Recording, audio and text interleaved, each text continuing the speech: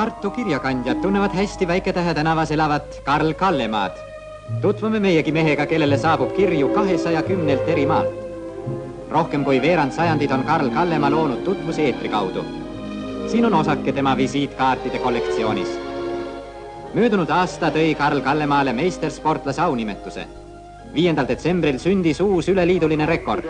Karl Kallemaa sai sel päeval ultralühilaine ühenduse 420 kilomeetri kaugusel oleva Soome raadioamatööriga. Readability 5 and signal strength 9 plus 25 dB. Very nice signals.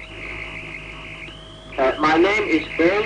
I spell it for you. B. Baker, O. Ocean. Hello, CQ, CQ, CQ. Here is Estonia. UR2BU. United Radio to Boston University.